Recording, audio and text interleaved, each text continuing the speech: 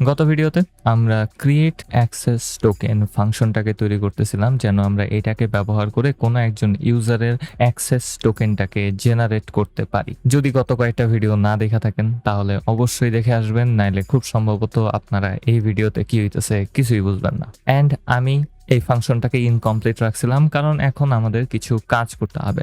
যেহেতু আমরা আমাদের ডাটাটাকে পেয়ে গেছি এবং সাথে সাথে একটা এক্সপায়ার টাইম দিয়ে আমাদের ডাটাটাকে আপডেট করে নিছি, সেহেতু এখন আমাদের জাস্ট একটা প্রসেসই বাকি আছে, সেটা হচ্ছে আমাদের ডাটাটাকে এখন কমপ্লিটলি ইনকোড করে ফেলা। এবং এটার জন্য আমি গত ভিডিওতেই খুব সম্ভবত একটা নতুন লাইব্রেরিকে ইনস্টল করছিলাম, যেটা ছিল python-jose অথবা হোজে। আপনারা মেক্সিকান ডায়ালেক্টও যাইতে পারেন, কোনো সমস্যা নেই, আমি জানি না ওটার উচ্চারণ কেমনে করতে হয়।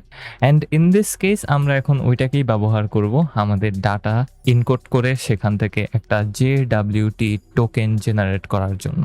এবং এই জন্য আমার সবার প্রথমে ইম্পোর্ট করতে হবে জোজে থেকে কিছু জিনিসপাতি। সো প্রথমত আমি এখানে বানানে ভুল লিখছি। অ্যাগেন আমি সব সময় যখন রিঅ্যাক্ট থেকে পাইথনে শিফট হই এই সমস্যাটাতে ভুগি। জাভাস্ক্রিপ্টের ক্ষেত্রে আপনাকে ইম্পোর্ট স্টেটমেন্ট আগে লিখতে হয়, তারপর ফ্রম লিখতে হয়। পাইথনের ক্ষেত্রে আগে ফ্রম লিখতে হয়, ইম্পোর্ট পরে লিখতে হয়। সো এই ক্ষেত্রে আমি বারবার এই জিনিসটা ভুল করতেই থাকি। সো ফ্রম জোজে লাইব্রেরি থেকে আমি এখন ইম্পোর্ট করে নিব বড় হাতের JWT এরর ক্লাসটাকে এবং JWT নর্মাল ক্লাসটাকে। JWT এরর ক্লাসটা যদি কোনো ধরনের ভুল ভ্রান্তি আমরা করে থাকি তাহলে এটা আমাদেরকে সাহায্য করবে সেই সকল এররগুলা ডিসপ্লে করতে।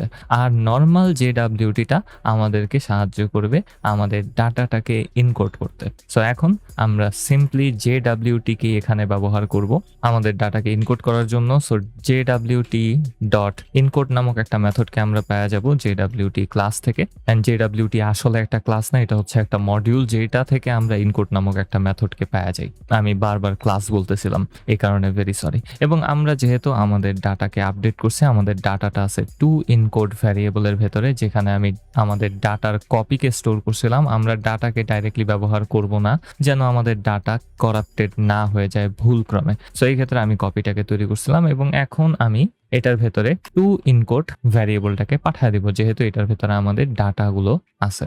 অ্যান্ড নাও আমাদের বলে দিতে হবে যে ইনকোড যে করবা, ইনকোডের চাবিটা কি হবে, এবং এটাকে বলা হয় একটা সিক্রেট কি। এবং আমি আপনাদেরকে দেখাইতে চাই যে আসলে আপনি এই সিক্রেট কিটা কিভাবে জেনারেট করতে পারেন। সো এই ক্ষেত্রে আমি নতুন একটা ফাইলকে তৈরি করে নিব সবকিছুর বাইরে, এবং এখানে আমি একটা পাইথন ফাইলকে তৈরি করব যেটার নাম দিব আমি key.py। এবং এটার ভেতরে জাস্ট সিম্পলি আমি ইম্পোর্ট করে নিব সিক্রেটস মডিউলটাকে। এটা পাইথনের বিল্ট ইন মডিউল এবং এটাকে আমরা ব্যবহার করতে পারি একটা সিক্রেট টোকেনকে জেনারেট করার জন্য।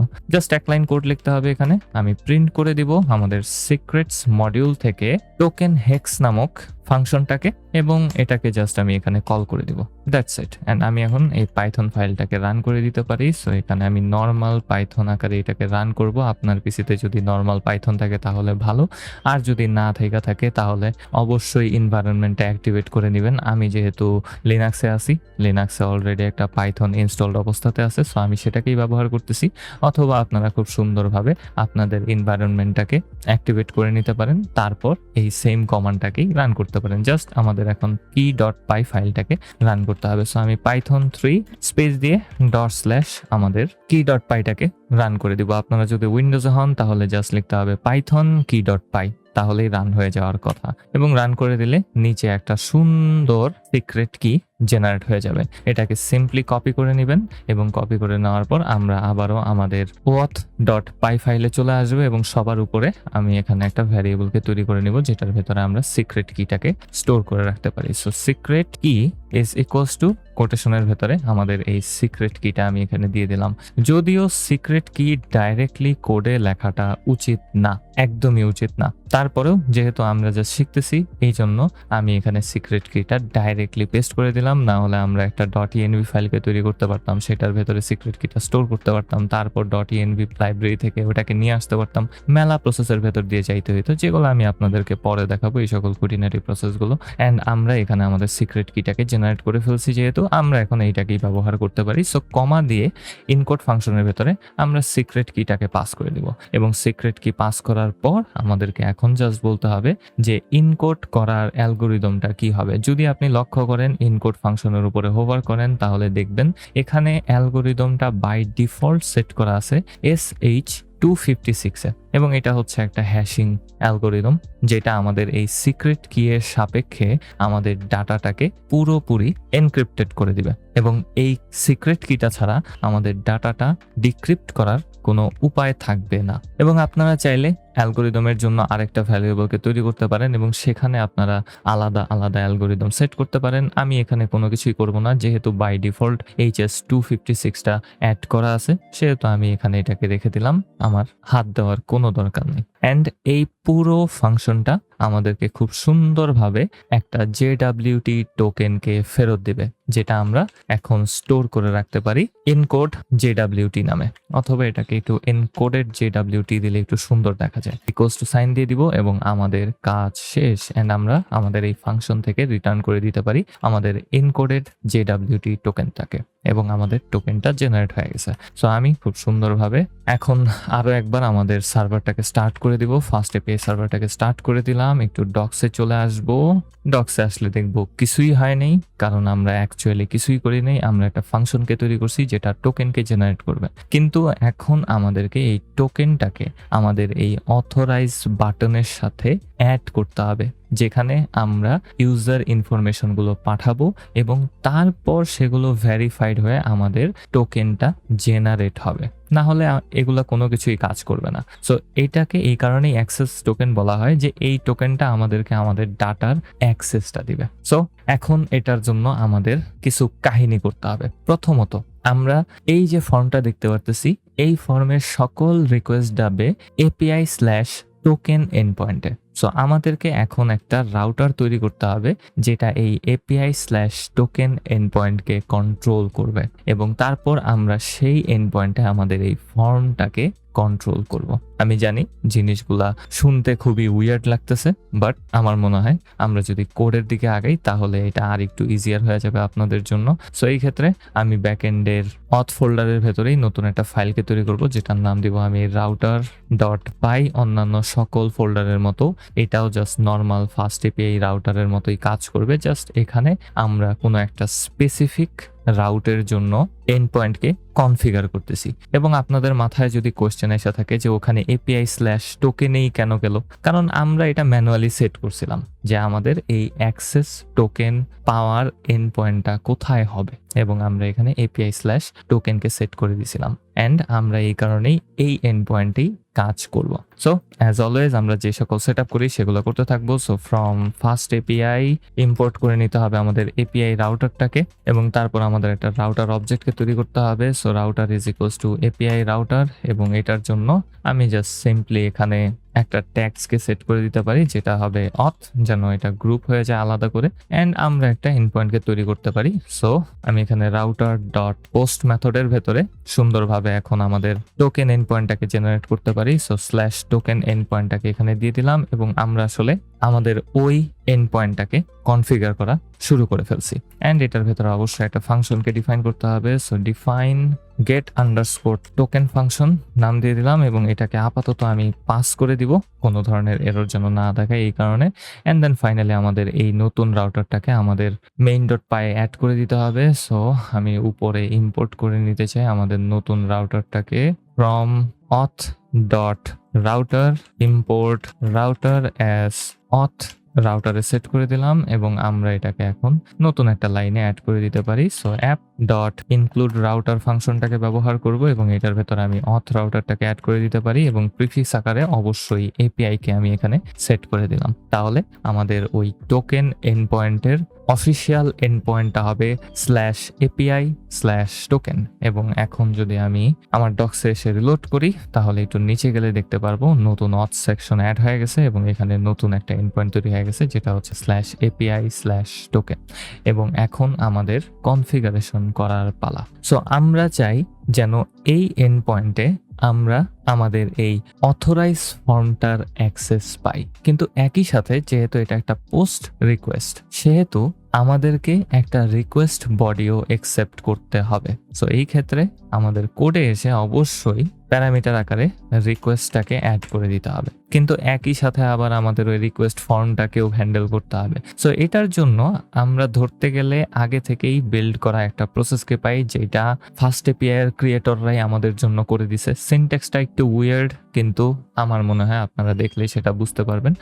আমাদের ফার্স্ট এপিআই মডিউলটা আমাদেরকে এই পুরো ফর্মটার একটা অবজেক্টকে টাইপ আকারে ফেরত দিয়ে দেয়। জিনিসটা কিছুটা উইয়ার্ড শোনা যায়, কিন্তু হ্যাঁ, ফার্স্ট এপিআই ইন্টারনালি এই পুরো ফর্মটার জন্য একটা টাইপকে রাখছে, যেটা আমরা আমাদের এই রিকোয়েস্ট অবজেক্টটাকে ভ্যালিডেট করতে ব্যবহার করতে পারি, এবং সাথে সাথে আমরা যখন সেই টাইপটাকে অ্যাড করব, সেটা বুঝে ফেলবে যে এটা আমাদের ওই ফর্মটাকে হ্যান্ডেল করার রিকোয়েস্ট অবজেক্ট। সো একই সাথে আমরা এই রিকোয়েস্ট অবজেক্টের থ্রুতে আমাদের এই ফর্মের অ্যাক্সেস পেয়ে যেতেছি, এবং আমরা যখন অথরাইজ বাটনে ক্লিক করব, তখন এই ফর্মের সকল ইনফরমেশন ভ্যালিডেটেড হবে এবং আমাদের নতুন এন্ড পয়েন্টটাতে রিকোয়েস্ট বডি আকারে চলে আসবে। সো এটার জন্য আমাদের ফার্স্ট এপিআই থেকে একটা জিনিসকে ইম্পোর্ট করতে হবে, সেটা হচ্ছে first API dot security dot O auth 2 module থেকে ইম্পোর্ট করে নিব আমি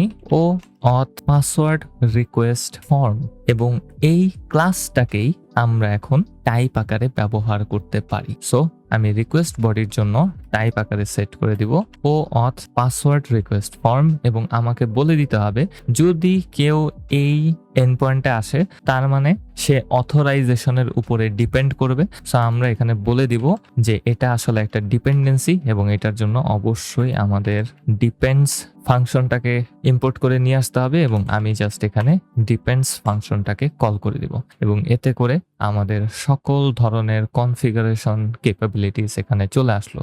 সো যখন কেউ আমাদের এই অথরাইজ বাটনে ক্লিক করে এইরকম ফর্মটা ফিল আপ করবে অথবা এই এন্ড পয়েন্টে রিকোয়েস্ট পাঠাবে, তখন অটোমেটিক্যালি এক্সপেক্ট করা হবে যে সেখানে একটা ইউজার নেম আছে এবং একটা পাসওয়ার্ড দেওয়া আছে, যেটা আমাদের এই ও অথ টু পাসওয়ার্ড রিকোয়েস্ট ফর্ম দ্বারা ভ্যালিডেটেড হবে এবং কনভার্টেড হবে, এবং আমাদের এই এন্ড পয়েন্টে এই পুরো রিকোয়েস্ট বডিটা একটা ডিপেন্ডেন্সি, কারণ এই রিকোয়েস্ট বডি ছাড়া আমাদের কোনো টোকেন জেনারেট হইতে পারে না। আশা করি আমি আপনাদেরকে সকল ইনফরমেশন দিতে পারছি, এবং সাথে সাথে আমরা যেহেতু কোনো একজন ইউজার আসলে আছে কিনা, কোনো একজন ভুলভাল ইউজার আইসাই আমার কাছে টোকেন চাইতেছে কিনা সেটাকেও ভ্যালিডেট করব, সেহেতু আমাদের ডাটাবেজ অ্যাক্সেসও দরকার পড়বে, কারণ ডাটাবেজে আমাদের ইউজার ইনফরমেশনগুলো আছে এবং পাসওয়ার্ডটা হ্যাশড অবস্থাতে সেভ করা আছে। সো এই ক্ষেত্রে আমরা ডাটাবেজটাকেও এখানে নিয়ে আসতে চাই। সো আমাদের অবশ্যই গেট ডিবি ফাংশনটা দরকার পড়বে। সো ফ্রম ডাটাবেজ ইম্পোর্ট করে নিয়ে আসবো আমাদের গেট ডিবি ফাংশনটাকে, এবং এসকিউএল এলকামি থেকে আমাদের অবশ্যই সেশন ক্লাসটাকেও নিয়ে আসতে হবে। সো এসকিউএল এলকামি ডট ওআরএম থেকে আমি এখানে পিআরএম লিখছি, ওয়াও আমি বানান লিখতে পারি, এবং সেশন ক্লাসটাকে এখানে আমি ইম্পোর্ট করে নিয়ে আসবো টাইপ আকারে ব্যবহার করার জন্য। সো ডাটাবেস প্যারামিটারটা হবে একটা সেশন টাইপের অবজেক্ট, এবং ইকুয়ালস টু দিয়ে আমি এখন এটাকে একটা ডিপেন্ডেন্সি বানিয়ে দিব, যেটা ডিপেন্ড করবে গেট ডিবি ফাংশনের উপরে। গেট ডিবি ফাংশনটা খুব সুন্দরভাবে ডাটাবেজের সাথে কানেকশন তৈরি করবে এবং একটা সেশনকে ফেরত দিবে, যেটা আমাদের ডাটাবেজে স্টোর হয়ে থাকবে অটোমেটিক্যালি যখন এই ফাংশনটা কল হবে তখনই। অ্যান্ড নাও আমরা আমাদের কাজে ঢুইকা পড়তে পারি। প্রথমত, যখন কোনো একটা রিকোয়েস্ট আসলো, আমাদের ভেরিফাই করতে হবে কোনো একজন ইউজার আসলেই আগে থেকে সাইন আপ করছে কিনা। যদি সাইন আপ করে থাকে তাইলেই সে আসলে একজন রিয়েল ইউজার, যদি সে ডাটাবেজে না থাকে তাহলে সে রিয়েল ইউজার না। সো এই ক্ষেত্রে আমরা ডাটাবেজ থেকে দেখব যে ইউজারটা আছে কিনা। সো সবার প্রথমে আমাদের কোয়েরি দিয়ে শুরু করতে হবে। So DB dot query method আমরা কোয়েরি করব আমাদের ইউজার মডেলের ভেতর দিয়ে। সো আমাকে অবশ্যই আবারও ইউজার মডেলটাকে এখানে নিয়ে আসতে হবে। So from user dot models import করে নিব ইউজারকে অ্যাজ ইউজার মডেল নামে, অ্যান্ড বানান যদি ঠিক মতো লিখতে পারতাম তাহলে তো ভাই হ্যাপি হয়ে যেতাম। এবং আমি ইউজার মডেলকে ইম্পোর্ট করে নিয়ে আসছি, এবং খুব সুন্দরভাবে আমরা এখন ইউজার মডেলের ভেতর দিয়ে কোয়েরি করব, এবং আমরা খুঁজতেছি, তার মানে আমাদের ফিল্টার করতে হবে। আমরা আমাদের ইউজার মডেলের ইউজার নেমগুলোর ভেতর দিয়ে সার্চ করব যে আমাদের রিকোয়েস্টের ইউজার নেম আসলে ডাটাবেজে আছে কিনা। সো ফিল্টার মেথডটা খুব সুন্দরভাবে প্রত্যেকটা ইউজার নেমের সাথে চেক করবে যে রিকোয়েস্টের যে ইউজার নেমটা আছে সে কি আসলেই আমাদের ডাটাবেজে আসে কিনা। যদি থাকে তাহলে আমরা প্রথম এলিমেন্টটাকে ফেরত চাই, তাই আমি ডট ফার্স্ট মেথডটাকে এখানে ব্যবহার করব।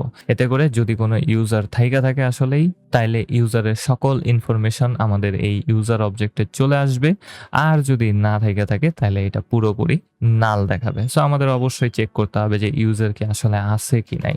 তো আমি এখানে চেক করতে পারি ইফ নট ইউজার, ইউজার যদি না থাকে তাহলে আমি সুন্দরভাবে একটা এরর দেখা দিব যে ভাই ইউজার বলতে কেউ নাই। সো এই ক্ষেত্রে আমার একটা রেইজ স্টেটমেন্টকে ব্যবহার করতে হবে, যেটার মাধ্যমে আমি আসলে একটা এররকে রেইজ করতে চাই, এবং এটা হবে একটা HTTP exception error. So first API থেকে আমরা HTTP এক্সেপশন ক্লাসটাকে এখানে নিয়ে আসতে পারি এবং এটাকে ব্যবহার করে আমরা আমাদের কাস্টমাইজড এররকে শো করতে পারি। সো এই ক্ষেত্রে আমি HTTP এক্সেপশনকে ব্যবহার করব। স্ট্যাটাস কোড এটার ভেতরে সেট করে দিতে পারি। অবশ্যই যদি আননোন কেউ টোকেন চায় তার মানে সে আনঅথরাইজ, তার মানে আমাকে 401 দিতে হবে। 401 মিনিং হচ্ছে যে আনঅথরাইজড কোনো কিছু চলতেছে। সো এই ক্ষেত্রে আমি এই এররটা দেখা দিলাম এবং আমি কাস্টম একটা মেসেজকে সেট করে দিতে পারি, সেটা হচ্ছে invalid user name or password. আপাতত ইনভ্যালিড ইউজার নেমে আমি এখানে সেট করে দিতে পারি। অ্যান্ড ইউজার যদি ভ্যালিডেটেড হয়ে যায়, এখন আমরা খুব সুন্দরভাবে পাসওয়ার্ডটাকেও ভ্যালিডেট করতে পারি, কারণ এখানে আমাদের পাসওয়ার্ড ফিল্ডটা থাকবে। একজন ইউজার তার পাসওয়ার্ডটা দিবে, সেটাকে অবশ্যই আমাদের ডাটাবেজের সাথে চেক করে নিতে হবে। এখন ডাটাবেজে তো ইউজারের পাসওয়ার্ড আমরা ডিরেক্টলি কখনো সেভই করি নাই। আপনারা যদি আগের ভিডিওগুলো না দেখে থাকেন তাহলে অবশ্যই দেখে আসবেন। আর যদি আমার চ্যানেল নতুন হয়ে থাকেন তাহলে আসসালামু আলাইকুম এভরিওয়ান। কি অবস্থা সবার? আশা করি সবাই ভালো আছেন, সুস্থ আছেন, সুন্দর আছেন। আমি আলহামদুলিল্লাহ ভালো আছি। ওয়েলকাম টু মাই চ্যানেল, যেখানে আমি নিজে শিখি এবং আপনাদেরকে শেখাই। আমার একটা ডিসকর্ড সার্ভার আছে, আপনারা চাইলে সেখানেও জয়েন হইতে পারেন। আমার লগে কনফিউজিং উঙ্গা বুঙ্গা করার জন্য কোনো সমস্যা নাই, যা মনে চায় তা করতে পারেন। আমি কিছুই বলি না, মাঝে মধ্যে বলি। আর সাথে সাথে আমি আমার সার্ভারে ডাটা স্ট্রাকচার এন্ড অ্যালগরিদম শেখাই। নেক্সট মান্থেও নতুন একটা ব্যাচ স্টার্ট হতে যেতেছে, সকল ইনফরমেশন সেখানেই আছে। শেমলেস সেলফ প্রমোশন বাদ দিয়ে এখন আমাদের এখানে আসতে হবে। সো এই ক্ষেত্রে আমরা এখন পাসওয়ার্ডটাকে ভেরিফাই করব। সো পাসওয়ার্ড ভেরিফিকেশনের জন্য আমরা একটা লাইব্রেরিকে ইনস্টল করছিলাম, সেটার নাম ছিল PWD লিপ, এবং সেখান থেকেই আমরা আবারও পাসওয়ার্ড হ্যাশ ক্লাসটাকে ইম্পোর্ট করে নিয়ে আসতে পারি এবং সেটাকে আমরা ব্যবহার করব। সো ফ্রম PWD লিব বানান আমি কোনোদিন কি ঠিক মতো লিখতে পারুম না ভাই। ইম্পোর্ট করে নিয়ে আসবো পাসওয়ার্ড হ্যাশ ক্লাসটাকে এবং এটার একটা অবজেক্ট তৈরি করতে হবে। সো আমি এটার নাম দিয়ে দেবো পাসওয়ার্ড আন্ডারস্কোর হ্যাশ, অ্যান্ড আমি লিখছি ফ্যাশ ওয়াও ইজ ইকুয়ালস টু আমাদের পাসওয়ার্ড হ্যাশ ক্লাসটা, এবং এটার ভেতরে আমি মেথডটার নাম দিতে ভুলে গেছি, সেটা হবে রেকমেন্ডেড মেথডটা, এবং সেটা এখন পাসওয়ার্ড হ্যাশ অবজেক্টে সুন্দরভাবে সেভ হয়ে গেল। অ্যান্ড এখন আমরা আমাদের এই পাসওয়ার্ড হ্যাশ অবজেক্ট থেকেই একটা মেথডকে পেয়ে যাব এই ভেরিফিকেশনটা করার জন্য। সো সিম্পলি একটা লাইন লিখতে হবে, if not password hash dot verify method. আমি বানানে ভুল করছি, অ্যাগেন জানি না কি লেগে এই ভিডিওতে আমি অনেক বানানে ভুল করতেছি। আর ভাই যে গরমটা পড়ছে ভাই, উফ মজাই লাগতেছে, অন্য লেভেলের মজা লাগতেছে এই গরমে। ভিডিও বানাইতে বানাইতে গোসল দিয়া লাইছি, কি আর করার আছে। এবং এটা আমাদেরকে আমাদের দুইটা পাসওয়ার্ডকে ভেরিফাই করতে সাহায্য করবে। সো আমরা আমাদের রিকোয়েস্ট বডি থেকে পাসওয়ার্ডের সাথে আমাদের যে ইউজারটা আমরা পাইলাম আমাদের ডাটাবেস থেকে, সেই ইউজারের পাসওয়ার্ডটার মিল আছে কিনা সেটা আমরা চেক করতে চাই। যদি মিল থাকে তাহলে ট্রু ফেরত আসবে, যদি না থাকে তাহলে ফলস ফেরত আসবে। সো এই একটা সিম্পল লাইন আমাদের পাসওয়ার্ডটাকে ভেরিফাই করতেছে, অ্যান্ড আমরা চেক করতে পারতেছি যে পাসওয়ার্ডটা আসলে মিলতেছে কিনা। এবং তারপর আমি এখন কোলন দিয়ে যদি পাসওয়ার্ড না থাকে তাহলে অ্যাগেন HTTP এক্সেপশন এরর, এবং সেটার ভেতরে আমি স্ট্যাটাস কোড সেট করে দেব 401 এবং ডিটেইলের ভেতরে লিখে দিতে পারি ইনভ্যালিড, এবং বানানে আবারও ভুল করছি, ইনভ্যালিড পাসওয়ার্ড। এবং আমার মনে হয় যে আমার প্রত্যেকটা ভিডিওতে একটা টাইপিং মিস্টেক কাউন্টার রাখতে হবে।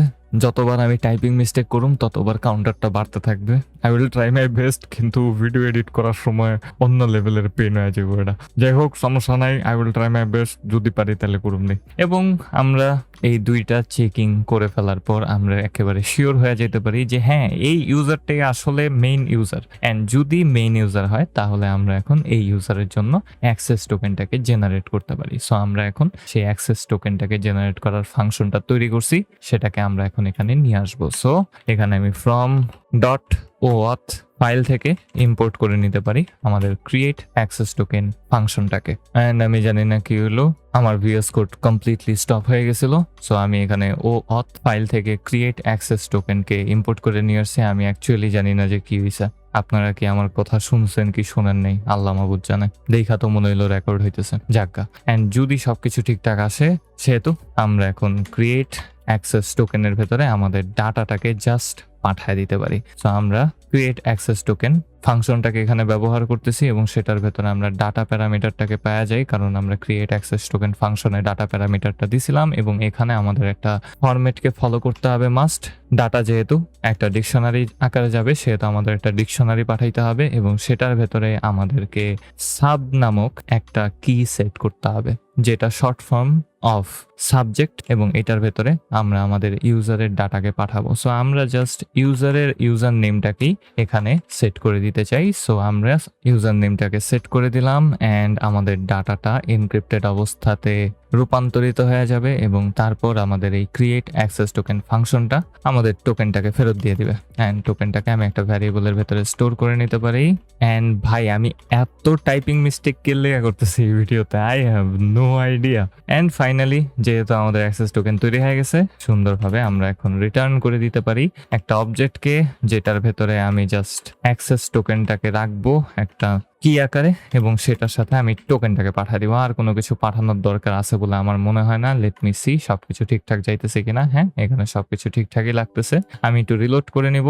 রিলোডও হয়ে গেছে। অথরাইজ বাটনে ক্লিক করব। এখন যদি আমি ইউজার নেম এবং পাসওয়ার্ড দেই, তাহলে আমার অথরাইজেশনটা হয়ে যাওয়া উচিত। সো এই ক্ষেত্রে আমি এখানে কি ইউজার নেম দিছিলাম সেটাই আমি ভুলে গেছি গা। সো একটু হ্যাকিং করব এবং ডাটাবেজে ডাইরেক্টলি চেক করব ইউজার নেম কি আছিল।